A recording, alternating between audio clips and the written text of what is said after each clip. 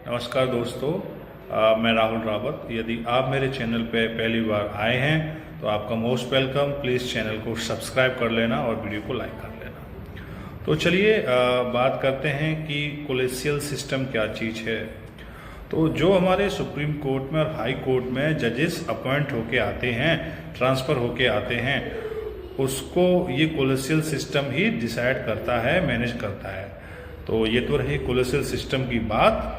अब इसके कौन कौन मेंबर होते हैं? इसके मेंबर होते हैं चीफ जस्टिस ऑफ इंडिया और सुप्रीम कोर्ट के 4 सीनियर मोस्ट जजेस, और वहीं हाई कोर्ट की बात करी जाए तो चीफ जस्टिस ऑफ इंडिया के साथ 2 सीनियर मोस्ट जजेस। अब इसमें समस्या कहाँ है, इस पे आरोप कहाँ लगते हैं, इसकी प्रोसेस पे ये देखो हम जानते हैं कि समय समय पे ये बात सामने आई है। हो सकता है ये सच भी हो, कई वरिष्ठ लोग कहते हैं इस बात को कि इसमें जो जजेस का अपॉइंटमेंट होता है उसमें भाई भतीजावाद चलता है, नेपोटिज्म चलता है।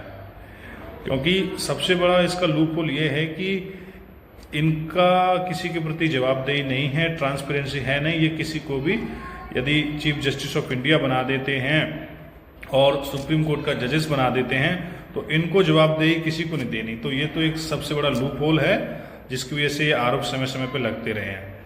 तो इसी बात को ध्यान में रखते सन 2014 में आपको याद होगा नरेंद्र मोदी की सरकार एनजेएसी लेके आई, यानी कि नेशनल जुडिशियल अपॉइंटमेंट कमीशन, जिससे कि ये तय हो सके कि जो हमारे जजेस चुन के आ रहे हैं, चीफ जस्टिस ऑफ इंडिया चुन के आ रहे हैं, वो एक ट्रांसपेरेंट प्रोसेस के थ्रू चुन के आ रहे हैं, उसमें नेपोटिज्म नहीं है। पर बड़ी दुख की बात है कि 2015 में कुछ ही महीने बाद सुप्रीम कोर्ट ने इस दलील को, इस प्रपोजल को अनकॉन्स्टिट्यूशनल कहते हुए, गैर संवैधानिक कहते हुए खारिज कर दिया।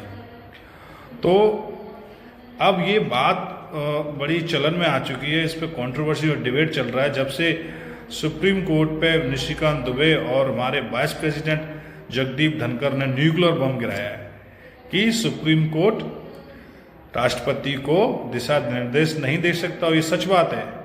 सुप्रीम कोर्ट इस देश के लिए भगवान नहीं है, वो भी एक जांच के दायरे में आता है, और क्यों नहीं उस पर भी जांच होनी चाहिए यदि किसी बात पर समस्या है।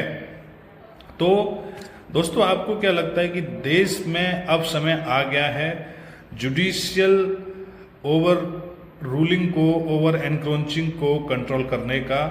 और यदि एनजीएसी ना सही तो कोई ऐसी ट्रांसपेरेंट बॉडी होनी चाहिए जो ये तय कर सके कि हमारे देश में जजेस कैसे चुन के आ रहे हैं। आपकी क्या राय है? प्लीज़ कमेंट में मुझे ज़रूर बताइएगा। जय हिंद।